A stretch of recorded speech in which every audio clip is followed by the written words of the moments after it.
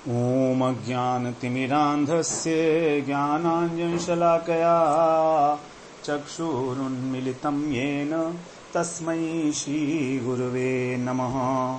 वन्देऽहं श्रीगुरो श्रीयुत्पदकमलं श्रीगुरून् वैष्णवांश्च श्रीरूपं साग्रजातं सहगण रघुनाथान्वितं तं सजीवम् साद्वैतं सावधूतं परिजन सहितं कृष्ण चैतन्य देवं श्रीराधा कृष्ण पादान् सहगण ललिता श्री विशाखान्वितांश्च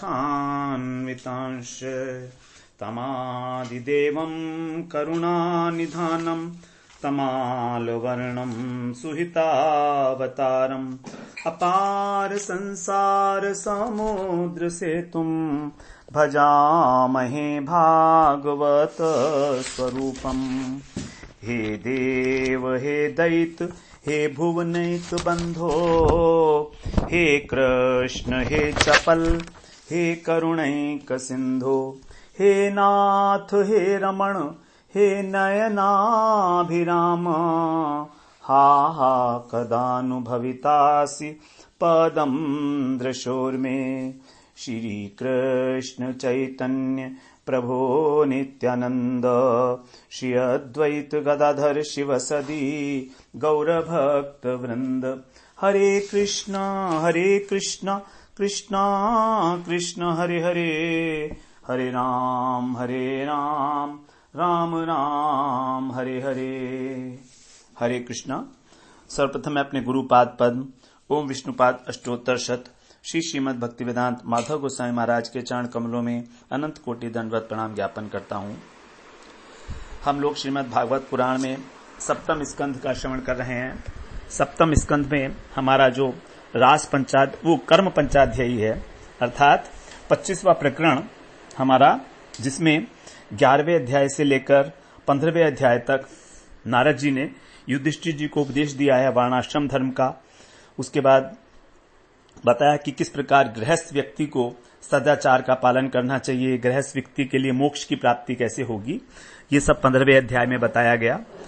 हम लोग इसमें 53 श्लोक तक श्रवण कराए थे। पिछले सत्र में हमने श्रवण किया कि जो भी हमारे दोष हैं, राग द्वेष लोभ शोक मोह भय मोह मद इत्यादि, ये सब तमोगुण और रजोगुण से उत्पन्न हैं और कहीं कहीं सत्वगुण भी दोषपूर्ण हो जाता है। इसीलिए बताते हैं कि जब तक व्यक्ति गुरुदेव की शरण में जाकर उनसे तत्व ज्ञान प्राप्त करके उस ज्ञान रूपी तलवार के द्वारा जो अत्यंत तीक्ष्ण कर ली गई है और भगवान की कृपा से, बल भगवान का है, भगवान की कृपा बल से इन शत्रुओं को पराजित कर सकता है, इस प्रकार से यहां पर बताया।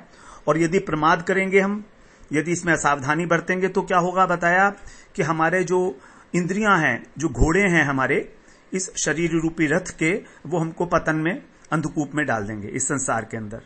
अर्थात पुनरागमन का चक्र हमारा इसी प्रकार चलता रहेगा जैसे चलता रहा है। 2 प्रकार के रास्ते हैं शास्त्रों में बताए गए, प्रवृत्ति मार्ग और निवृत्ति मार्ग। प्रवृत्ति मार्ग संसार में लगाने वाला है और निवृत्ति मार्ग हमको इस संसार से मुक्त करता है। निवृत्ति परक भक्ति कहो या ज्ञान कहो, तो इसके द्वारा हम लोग जो है इस संसार के चक्र से बाहर निकल सकते हैं अगर हम इसका अवलंबन करते हैं निवृत्ति मार्ग का। और अनेक प्रकार के जो इष्टापूर्त कर्म हैं, इष्ट का मतलब यज्ञ इत्यादि और पूर्त का मतलब जो सामाजिक कार्य किए जाते हैं, धर्मशाला बनवाना, स्कूल बनवाना इत्यादि, ये सब हमको स्वर्ग तक तो ले जाएंगे लेकिन वहां से फिर लौटकर मर्त्य लोक में आना पड़ेगा।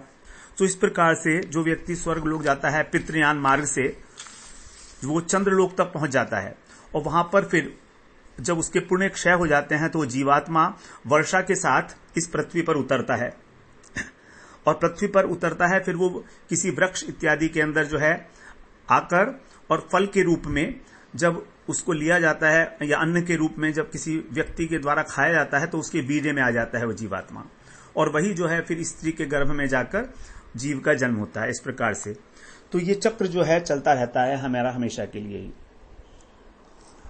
तो हम लोग यहाँ पर 53वें श्लोक तक श्रवण कराए थे। 53वें श्लोक में बताया कि मनुष्य जो है वो किस प्रकार से अ, उ और म, ओम, इस ध्वनि के द्वारा सबसे पहले इंद्रियों का संयम करता है वो मन में, और फिर मन को परावाणी के अंदर, वाणी को वर्ण समुदाय में, वर्ण को अक्षरों में, ओंकार को फिर बिंदु में, बिंदु को ओंकार की ध्वनि जो है नाद, उसमें नाद को प्राण में, और प्राणों को फिर ब्रह्म में लीन करता है। इस प्रकार से ये जो योग के साधना है उसके अंदर इस प्रकार से क्रियाएं की जाती हैं। उसी का हम लोगों ने यहां पर श्रवण किया 53वें श्लोक तक। अब यहां पर 54वें श्लोक में बता रहे हैं, अग्नि सूर्यो दिवा प्राह शुक्लो राकोत्तरम स्वराट विश्वस्य तेजसः प्राज्ञस्तूर्यात्मा समन्वयात्। ये बड़े डिफिकल्ट श्लोक हैं जो हमने 53वां श्लोक भी श्रवण किया कि किस प्रकार से जीवात्मा जो है अनेक प्रकार की मन के अंदर जो तरंगे उठती रहती हैं, स्वीकृति और अस्वीकृति, इन तरंगों से विक्षुब्ध होता रहता है। इसलिए इंद्रियों के सब जितने भी कार्य हैं उसको मन को अर्पित कर दो, और फिर मन को शब्दों में अर्पित करना है, फिर शब्दों को जो है हवन करने का मतलब अर्पित करना, फिर ओंकार को बिंदु में, बिंदु को नाद में, लाइक दैट। ये थोड़ा समझने में मुश्किल है क्योंकि हम लोग इस लाइन में नहीं हैं, इसलिए। तो अब 54वें श्लोक में कह रहे हैं कि जो व्यक्ति दूसरे मार्ग से जाता है, जो निवृत्ति निष्ठ है, जो प्रवृत्ति निष्ठ है, उसके विषय में तो बताए हैं कि वो चंद्रलोक तक जाकर वहां के सुख को भोग कर फिर वापस लौट आता है। अब जो निवृत्ति मार्ग है उसके विषय में बता रहे हैं, जिसको हम लोग गीता में जिसको कहा गया देवयान। 2 प्रकार के मार्ग हैं, पितृयान और देवयान। तो देवयान मार्ग के द्वारा जो जाता है वो अग्नि के माध्यम से जाता है। तो अग्नि सबसे पहले, अग्नि के अभिमानी देवता, उसके बाद फिर वहां पर सूर्य के दिन के अभिमानी देवता, उसके बाद फिर सायकाल, शुक्ल पक्ष और पूर्णमासी, उसके बाद फिर राकोत्तरम और फिर उत्तरायण। तो उत्तरायण के देवता तक जाता है और इसके बाद इन सब के अधिष्ठात्र देवता के पास जाकर फिर ब्रह्मलोक में पहुंचता है, और ब्रह्मा जी के साथ वहां पर विषयों को भोगता है। वो लाखों वर्षों तक वहां पर जीवन भोगने के बाद अंत में उसकी जो ये भौतिक शरीर है, इसकी उपाधि जो है वो नष्ट हो जाती है, भौतिक उपाधि नष्ट हो जाती है उसकी वहां पर, और उस भोग समाप्त होने पर, और फिर वो अपनी जो स्थूल समाधि उपाधि है उसको सूक्ष्म उपाधि में लीन करता है। तो स्थूल उपाधि को कहा गया विश्व और सूक्ष्म उपाधि को कहा गया तेजस। तो इस प्रकार वो केवल तेज रूप हो जाता है वहां पर जाकर। तो सबसे पहले विश्व का मतलब विराट, विराट रूप से तेजस रूप हो जाता है, और फिर तेजस रूप को भी वो जो उसका कारण है, कारण उपाधि प्राज्ञ। तो 3 उपाधियां हैं, विश्व, तेजस और प्राज्ञ। विश्व का मतलब विराट, विराट, तेजस और प्राज्ञ, इन 3 उपाधियों से, अवस्थाओं से गुजरता हुआ फिर वो तूर्य अवस्था में पहुंचता है। तूर्य अवस्था का मतलब जो तीनों गुणों के अतीत है। इस प्रकार से वो वहां पर साक्षी के रूप में वहां पर रहता है, स्थित रहता है आत्मा के साथ,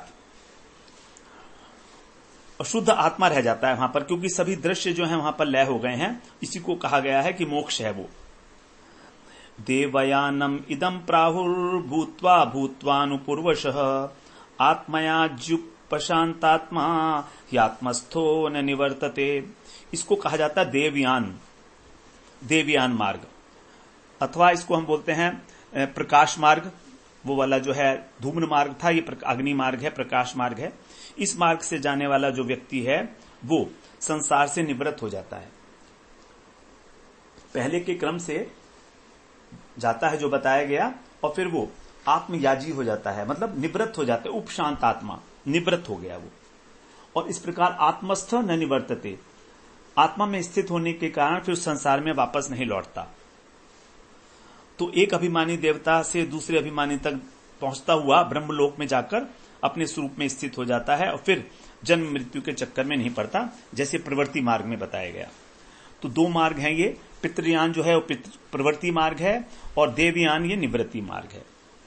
तो तो यहां पर ब्रह्मलोक में जाके और ब्रह्मा जी की आयु के साथ ही, जब ब्रह्मा जी जो हैं मोक्ष को प्राप्त करते हैं तो उनके साथ ही ये भी मोक्ष को प्राप्त करता है।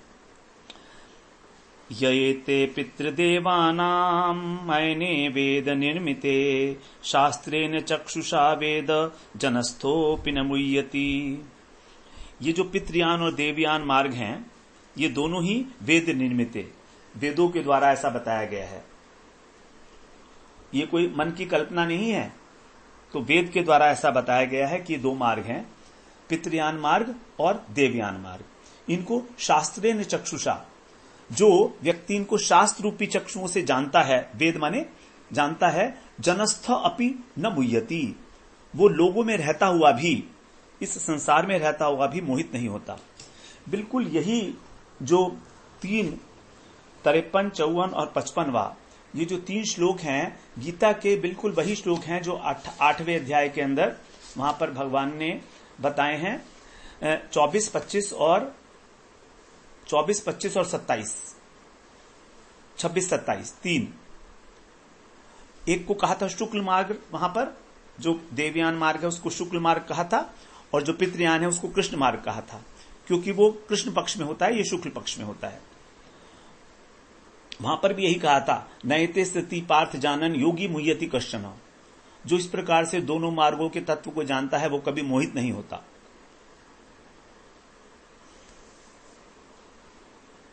तो शास्त्रीय दृष्टि से जो इस प्रकार से जानता है वो मोहित नहीं होता। वो अर्थात वो अपना जो उसका अभीष्ट पथ है उसको अच्छी प्रकार से चुनने में सक्षम हो जाता है, इसलिए वो मोहित नहीं होता। आदावन्ते जनानां सद बहिरन्तः परावरम ज्ञानम ज्ञेयं वचो वाच्यम तमो ज्योतिस्त्वयं स्वयं। जनानाम, जो पैदा होने वाले शरीर हैं वो, उन सब के आदा माने आदि में, आदौ अंते, आदौ माने प्रारंभ में और अंते माने अंत में।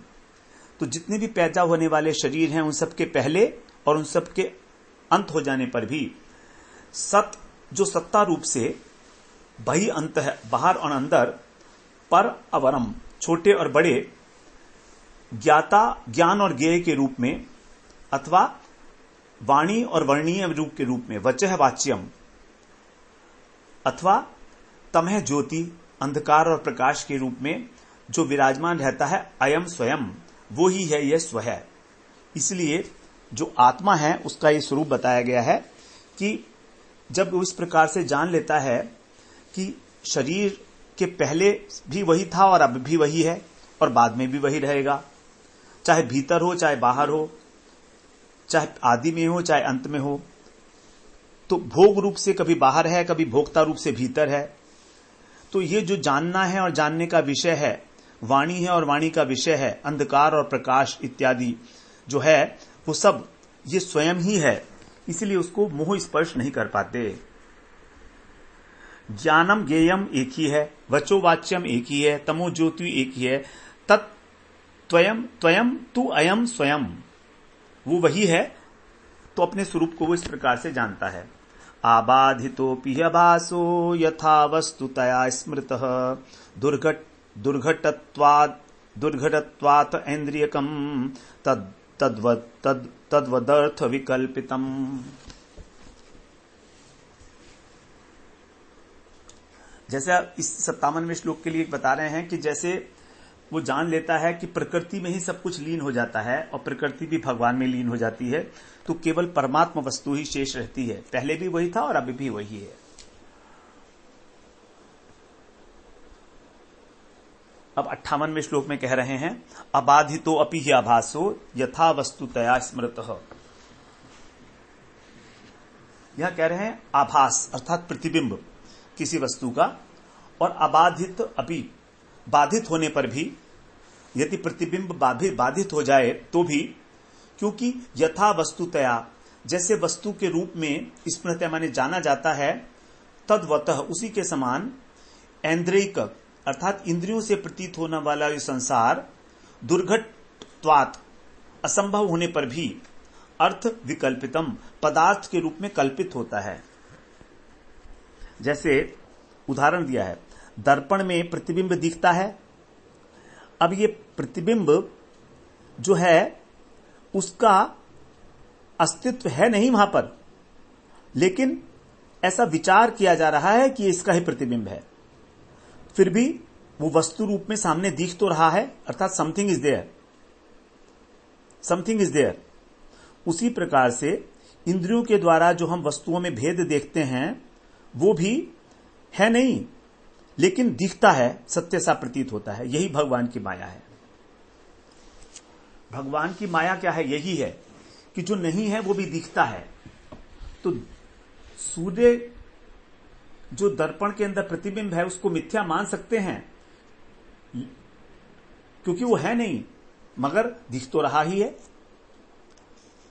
तो इस प्रकार से जैसे मान लीजिए हमने एक रस्सी देखी, अब रस्सी के अंदर हमको लगा कि ये सर्प है, तो उसका सर्प होना तो मिथ्या है, लेकिन उस सर्प तो एक वास्तविकता है। वैष्णव विचारधारा के अनुसार कहते हैं कि ये विचार, इस प्रकार का विचार कि ये रस्सी रस्सी नहीं है, सर्प है, ये तो मिथ्या है। विचार मिथ्या है, लेकिन सर्प तो वास्तविक है ना, कहीं सर्प तो एग्जिस्ट करता ही है ना कोई। तो सर्प मिथ्या नहीं है, क्योंकि मनुष्य को उस वास्तविक सर्प का अनुभव है, वो जानता है। यद्यपि उस रस्सी का सर्प के रूप में प्रतीत होना यह मिथ्या बात है, ये भ्रम है। उसी प्रकार से जो विविधता से पूर्ण ये जगत है, ये मिथ्या नहीं है। फिर ये क्या है? हमें तो ये जगत दिख रहा है। जो निर्विशेष ब्रह्मवादी हैं वो बोलते हैं कि जगत मिथ्या है, लेकिन जो वैष्णव हैं वो बोलते हैं नहीं, ये जगत मिथ्या नहीं है। इस जगत में जो दिख रहा है वो कहीं वास्तव में है। ये विचार मिथ्या हो सकता है अज्ञान के कारण, कि जगत में जो भी दिख रहा है वो ठीक नहीं, वो नहीं है जो वो है।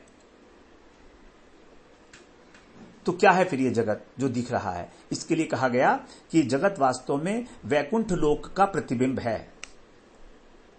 वैकुंठ लोक का प्रतिबिंब, जैसे सूर्य के प्रकाश के बिना प्रतिबिंब नहीं बन सकता, उसी प्रकार से यदि वैकुंठ में वास्तव वस्तु नहीं होगी तो इस जगत में भी वो वास्तव वस्तु के रूप में प्रतीत होने वाला जो संसार है ये भी नहीं होगा, क्योंकि ये उसका केवल एक प्रतिबिंब मात्र है।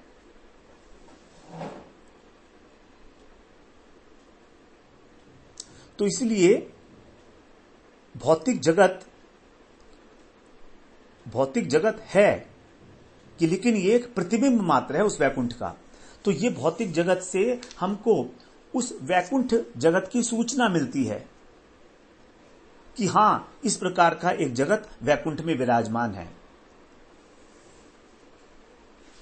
जैसे हम अपना जब चेहरा देखते हैं दर्पण के अंदर, तो जो व्यक्ति का चेहरा देखा जा रहा है बिंब, तो बिंब तो वास्तविक है, बिंब तो वास्तविक है, लेकिन ये प्रतिबिंब होना उसका ये भ्रामक है। जैसे रस्सी में सर्प, तो ये विचार कि ये, अगर हम उस प्रतिबिंब को ही मान लें कि यही वस्तु है, ऐसा नहीं है। ये एक विचार है कि ये एक वस्तु है प्रतिबिंब, लेकिन प्रतिबिंब वस्तु नहीं है। प्रतिबिंब प्रतिबिंब है, बिंब नहीं है। बिंब अलग है, मगर बिंब है। बिंब है तभी तो प्रतिबिंब पड़ा। तो प्रतिबिंब को बिंब मान लेना गलत है, लेकिन बिंब तो कहीं है। इस प्रकार ही यहां पर समझना चाहिए। अब आगे 59 श्लोक में कह रहे हैं, क्षित्यादीनामिहार्थानां छाया न कतमापि न संघातो विकारोपि न पृथग्नान्वितो मृषा। यहां यह माने इस संसार में क्षिति आदि, पृथ्वी इत्यादि जो पदार्थ हैं, अर्थानाम की कतमा छाया अपि न, कहीं छाया भी नहीं है। इस संसार के अंदर जो पृथ्वी इत्यादि दिख रहे हैं, इनकी कह रहे हैं छाया भी नहीं है। और न संघात, और कहीं संघात मतलब इनका जो समूह है वो भी नहीं है। पृथ्वी, अग्नि, जल इत्यादि तो जो संसार है ये भी नहीं है। अपि विकार,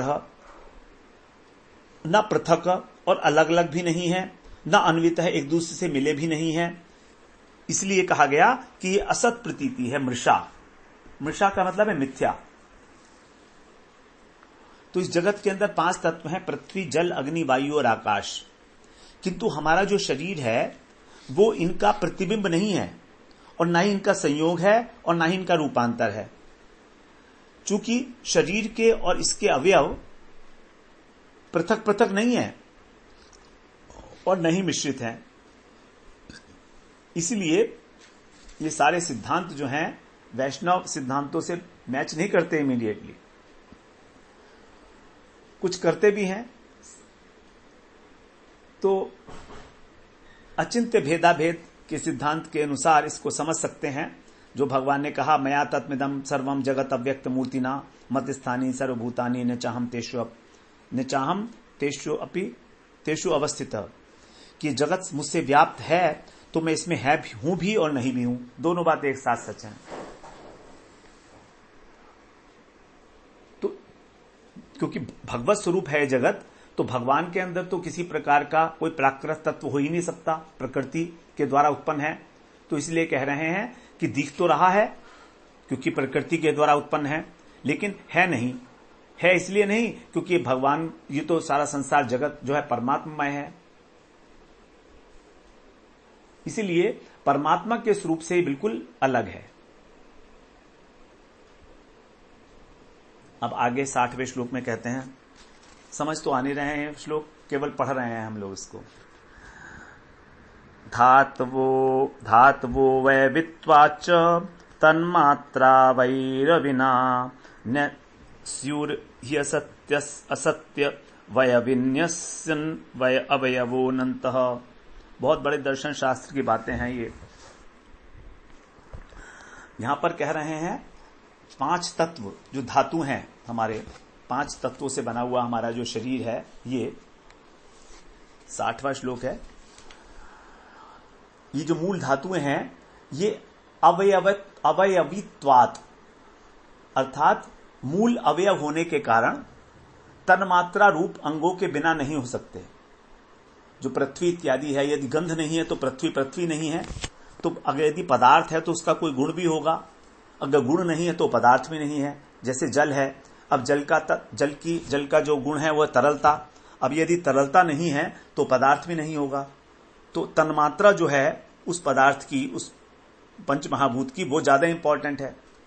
क्योंकि अन्वयित असत सती जो अवयववान है, मूल धातुएं वो असत हैं, और बाद में हम देखेंगे तो जो उसके अवयव हैं वो भी असत ही हैं। अब ये बात समझ में तो कुछ आती नहीं है। यहां ये बात कह रहे हैं कि शरीर 5 तत्वों से बना है, इसलिए ये सूक्ष्म इंद्रिय विषय के बिना अस्तित्व में नहीं रह सकता। इंद्रियों के विषय मतलब तन्मात्रा। अब चूंकि शरीर मिथ्या है, इसलिए जो इसके विषय हैं वो भी क्षणिक हैं, मिथ्या नहीं है, वो भी नश्वर हैं। बस इतना ही समझ सकते हैं। आगे अब 61वें श्लोक में कह रहे हैं, स्यात् सदृश्य भ्रमस्तावत् विकल्पे सति वस्तुनः जाग्रत स्वापौ यथा स्वप्ने तत्स्वप्ने तथा विधि निषेधता। जैसे किसी वस्तु को उसके अंशों से पृथक कर दिया जाए तो उसमें फिर सादृश्य नहीं रहेगा। जैसे जागृत और स्वप्न दशा है, जागृत और स्वापौ माने स्वप्न दशा होने में सादृश्य है, समानता का भ्रम हो जाता है, तो भी विकल्प में जैसा वस्तुओं की समानता है, स्वप्न में भी वैसे ही विधि निषेधपना होता है। स्वप्न देखते हुए मान लो मनुष्य जागने की और सोने की स्थिति में अंतर उत्पन्न कर देता है। अगर वो स्वप्न देख रहा है कि वो जाग रहा है अथवा सो रहा है, तो ऐसी मानसिक स्थिति के अंदर वो शास्त्रों का जो विधान है, जो आदेश हैं, उसको क्या माने और क्या ना माने। कुछ भी समझ नहीं आया। उदाहरण देते हैं, जैसे रेगिस्तान में कभी कभी मृगमरीचा होती है, मृगमरीचिका। अब चूंकि इसके अंदर जल मिथ्या होता है, इसका ये अर्थ नहीं है कि जल वास्तविकता नहीं है। जल का तो अस्तित्व है, लेकिन रेगिस्तान में नहीं है। इसी प्रकार से भौतिक जगत में कुछ भी सत्य नहीं है, क्योंकि सत्यता यहां पर नहीं होती, बल्कि वैकुंठ में होती है। तो भगवान का स्वरूप जो है, भगवान का धाम, वो सब सत्य है। सत्य का मतलब है जो कोई नाश नहीं होगा। तो भगवान ने बताया है कि मेरी प्रकृति एक भिन्न प्रकृति है, माया, जिसके द्वारा ये जगत उत्पन्न होता है, जड़ जगत। इसीलिए जगत जो है नश्वर है, जगत नश्वर है, और जो परम धाम है वो अविनाशी है। अब 62वें श्लोक से श्रवण करते हैं, वो थोड़ा कंफर्ट ठीक है। भावाद्वैतम क्रियाद्वैतम द्रव्याद्वैतम तथात्मनः वर्तयन् स्वानुभूत्येह त्रीन् स्वप्नान्धुनुते मुनिः।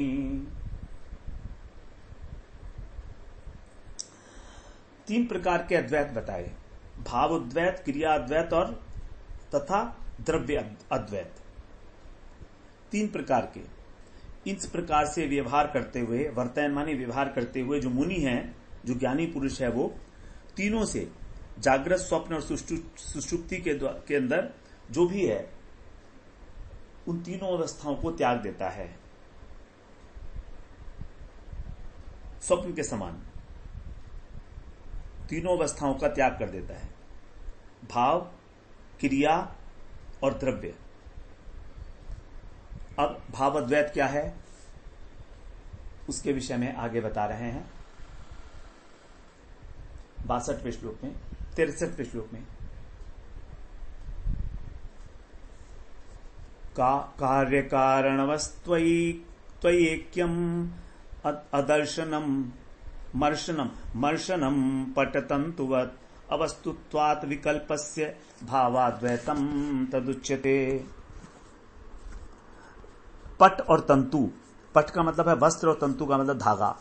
तो वस्त्र और सूत के समान, अथवा कार्य और कारण के समान। कार्य क्या है, वस्त्र, और कारण क्या है, सूत। सूत से वस्त्र बना है। तो उस प्रकार से वस्तु ऐक्यम, वस्तु की एकता का विचार करना चाहिए। मर्शन माने विचार करना चाहिए। इस प्रकार क्या होगा कि विकल्पस्य अवस्तुत्वात्, जो भेद है अलग अलग वस्तुओं का, वो नष्ट हो जाएगा। अवस्तुत्वात्, असत होने के कारण भेद, वो उसको कहा जाता है भाव अद्वैतम उच्यते, अर्थात भाव रूप से एक हो जाना। भाव के लेवल पर अद्वैत की सिद्धि। जैसे जो कपड़ा है वही सूत है, और जो सूत है वही कपड़ा है, दोनों एक दूसरे अलग नहीं कर सकते। व्यवहारिक रूप से तो है दोनों में पृथक तत्व, लेकिन वास्तविक पृथकत्व नहीं है। इस दृष्टि में स्थित होने का नाम ही भाव अद्वैत है। हम भगवान के अंश हैं, ये बुद्धि होना।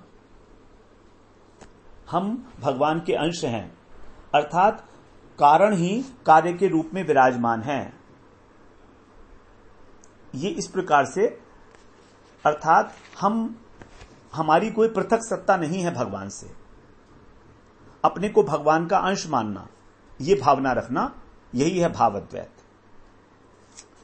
64वां, यत ब्रह्मणि परे साक्षात सर्व कर्म समर्पणम मनोवाक् तनुभि पार्थ क्रियाद्वैतम तदुच्यते। हे पार्थ, यहां पर पार्थ कहा युधिष्ठिर महाराज को भी, क्योंकि वो भी प्रथा के पुत्र हैं कुंती जी के। तो हे पार्थ, यत साक्षात, जो साक्षात परम ब्रह्म में, परे ब्रह्मणि माने परम ब्रह्म में मन, वाणी और शरीर से किए हुए सभी कर्मों का समर्पण है, उस क्रिया को अद्वैत कहा जाता है, क्रियाद्वैत। अर्थात जो कुछ भी हम करते हैं वो केवल भगवान की प्रसन्नता के लिए, चाहे मन से, चाहे वाणी से, चाहे शरीर से। भगवान को ही सब कुछ समर्पण करना, सारे एक्शंस को, क्योंकि भगवान ने कहा मत्तः सर्वम प्रवर्तते, मुझसे ही सभी लोग चेष्टारत हो रहे हैं। चेष्टा जो है वो मुझसे ही हो रही है। और भगवान ने गीता में यह भी कहा है कि इस जगत में जितने भी भाव होते हैं वो सब मुझसे ही होते हैं। तो चेष्टाएं भी भगवान से ही होती हैं और भाव भी भगवान से ही होते हैं। 10वें अध्याय में भगवान ने ये कहा था कि जितने भी प्रकार के भाव हैं वो सब मुझसे ही होते हैं। भवंती भावा भूतानाम मत्तः एव पृथक विधा। भवंती भावा भूतानाम, प्राणियों के अंदर जो अलग अलग प्रकार के भाव हैं वो मुझसे ही होते हैं। मत्तः एव, यद्यपि वो अलग अलग प्रकार के भाव हैं, जैसे बताया वहां पर क्षमा, सत्य, मन का निग्रह, सुख दुख, प्रलय उत्पत्ति, भय अभय, अहिंसा, समता, संतोष, तप, दान, कीर्ति, ये सब इसके सोर्स भाव हैं, भगवान है। तो ये हो गया भाव अद्वैत। यत करोषि यदश्नासी यज्जुहुषि ददासी यत यत तपस्यसि कौन्तेय तत्कुरुष मदर्पणम। अर्थात वेद विहित कर्म को करना और शरीर निर्वाह के लिए जो आवश्यक कर्म है, खाना पीना सोना इत्यादि, ये सब भी भगवान को अर्पण करना, ये हो गया क्रियाद्वैत। सभी क्रियाओं को भगवान के लिए समर्पित करना। अब द्रव्य अद्वैत बता रहे हैं। आत्मजाया सुतादीनाम अन्येषाम सर्वदेहिनाम यत् स्वार्थ कामयोरेक्यम द्रव्याद्वैतम तदुच्यते। आत्म अपना शरीर, जाया माने स्त्री, सुत माने पुत्र, आदि माने आदि नाम आदि, और अन्येषाम दूसरे, सर्वदेही नाम सभी शरीरधारियों का जो अपने धन और भोग से एकत्व है, हमारा जो सभी के साथ एक स्वार्थ है, वो कहा जाता है द्रव्य अद्वैत। इसका मतलब ये हुआ कि जितनी भी चीजें हैं ये सब हमारी नहीं है, ये है भगवान की ही, क्योंकि एकमात्र स्वार्थ हमारा भगवान ही है। स्वार्थ गतिम ही विष्णु। तो ये सारी की सारी चीजें भगवान के द्वारा, जो भगवान की प्रकृति है महामाया, उसके द्वारा उत्पन्न हुई हैं। अलग अलग शरीर हैं, कोई स्त्री है, कोई पुत्र है, कोई पिता है। तो शरीर ये प्रकृति की देन है। और जितने भी द्रव्य हैं तो वो सब भगवान के हुए, इसमें मेरे कहां हुए। तो इस प्रकार से सोचना कि मेरा कुछ भी नहीं है। तो 3 प्रकार की चीजें ही इस जगत में हमारे पास होती हैं, द्रव्य, क्रिया और भाव। पदार्थ, उसको भी भगवान की सेवा में लगाना, चेष्टाएं, उनको भी भगवान के लिए, और सभी प्रकार का भाव, चाहे क्रोध का भाव हो, चाहे हिंसा का भाव हो, कुछ भी, सब भगवान से जोड़ दो। तब भगवान के साथ तादात्म्य प्राप्त करके, जैसे कंस ने भगवान को प्राप्त किया भय से, जो शिशुपाल था उसने भगवान की प्राप्ति की द्वेष से। तो यह भी एक भाव है। मत एवेति, सारा भवंती भावा भूतानाम, सबका भाव जो है भगवान से उत्पन्न हुआ है। तो इस प्रकार भाव के द्वारा आवेशित हो जाता है व्यक्ति। तो भगवान में आवेशित होने के लिए 3 चीजें आवश्यक हैं क्रमशः। सबसे पहले लेवल पर आता है पदार्थ। पदार्थ को हम भगवान को जब अर्पण करते हैं, पत्रम पुष्पम फलम तोयम, तो भगवान उसे ग्रहण करते हैं। लेकिन कब ग्रहण करते हैं? जब हमारा भक्ति भाव होता है। तो इस घटना में 3 बातें देखी गई। नंबर 1 पदार्थ, पत्रम पुष्पम फलम तोयम, ये पदार्थ हो गए। और फिर आगे कहते हैं पत्रम पुष्पम फलम तोयम यो में भक्त्या प्रयच्छति, जो मुझे प्रयच्छति माने अर्पण करता है। तो अर्पण करना हो गई क्रिया। तो पत्र पुष्प फल और जल, तो ये माने जल, ये तो हो गए पदार्थ द्रव्य। प्रयच्छति ये हो गई क्रिया, और भक्तया ये हो गया भाव। तो इन तीनों के द्वारा द्रव्य अद्वैत, क्रियाद्वैत और भावाद्वैत सिद्ध हो गया। अब जब ये सिद्ध हो गया तब कह रहे हैं तदहम भक्त्या उपहृतम अपश्नामी प्रियतात्मन है। वह उस प्रेमी का मैं इसको बड़े प्रेम पूर्वक सगुण रूप से मैं इसको अश्नामी ग्रहण करता हूं, पाता हूं। तो भगवान के साथ जुड़ने के लिए, उनमें आवेशित होने के लिए हमें जो भी वस्तु है वो भगवान की, जो भी क्रिया है वो उनके लिए, और जो भी भाव उठेगा वो भी उनके लिए। ये 3 प्रकार के अद्वैत धारण करने होंगे। ये बहुत बड़ी बात है जो यहां पर कह दी गई है 4 श्लोकों के माध्यम से। अपने जीवन को पूरा का पूरा भगवतमय बनाने के लिए इस प्रकार के 3 अद्वैत को हमें धारण करना होगा अपने जीवन में। अब आगे 66वें श्लोक में कह रहे हैं, यद यस्य वा निषिद्धं स्यात् येन यत्र यतो नृप स तेनेहेत कर्माणि नरो नान्यैरनापदी। हे नृप अर्थात हे राजन, यत यस्य जो जिसके लिए, येन माने जिस उपाय से, यत्र माने जहां, और अथवा जिससे, यत माने जिससे, अनिषिद्धम स्यात् शास्त्र आज्ञा से जो निषिद्ध ना हो, अर्थात जिसके लिए शास्त्रों की आज्ञा दी गई हो, सो वह काम, नरह मनुष्य, तेन माने उससे, अर्थात धन के द्वारा, कर्माणि इहत कर्मों को करे, अनापदी और आपत्ति काल न होने पर, अन्य न दूसरा वैसा न करें। 66वां श्लोक है, इसको समझने का चेष्टा करते हैं। क्या कहने हैं कि संकट के न रहने पर, जब संकट काल नहीं है, तो सामान्य व्यक्ति को चाहिए कि अपने जीवन के अनुसार अपनी सारी विधियों कार्यों को संपन्न करे, ऐसी जगह पर रहे, ऐसे प्रयास करे, ऐसी वस्तुओं का उपयोग करे जो उसके लिए निषिद्ध नहीं हो, और अन्य विधियों का उपयोग ना करे जो शास्त्रों से अलग है। तो जिसके लिए जिस द्रव्य को जिस समय, जिस उपाय से और जिससे ग्रहण करना चाहिए, यदि वो शास्त्र आज्ञा के विरुद्ध नहीं है तो उसे करना चाहिए, और आपत्ति काल को छोड़कर, अर्थात जब प्राण संकट में हो तो उससे अलग भी कर सकता है, यह मतलब कहने का। क्योंकि प्राणों का संकट उत्पन्न होने पर किसी प्रकार का शास्त्र आज्ञा भी जो है एप्लीकेबल नहीं रहती, क्योंकि प्राण जो धारण करना वो सबसे ऊपर की बात है। यहां पर कह रहे हैं ब्राह्मण, क्षत्रिय, वैश्य, शूद्र, ब्रह्मचारी, वानप्रस्थ, सन्यासी और गृहस्थ, हर एक व्यक्ति को अपने वर्ण और आश्रम के अनुसार ही कर्म करना चाहिए, और इस प्रकार वो भगवान को प्रसन्न कर सकता है। तो यहां पर अपने धर्म का निर्वहन वर्ण आश्रम के अनुसार करने से उच्चतम वस्तु प्राप्त हो सकती है, और वो भगवान के संतोष का कारण भी हो सकता है। आपातकालीन अवस्था में कुछ और भी कर सकता है वो। यदि आपातकालीन नहीं है अवस्था, यदि प्राणों का संकट नहीं है, तो फिर जैसी शास्त्रों ने हमको आज्ञा दी है, संस्तुति की है, केवल और केवल उसी प्रकार का कार्य करना चाहिए। शास्त्रों के विरुद्ध कुछ भी नहीं करना चाहिए।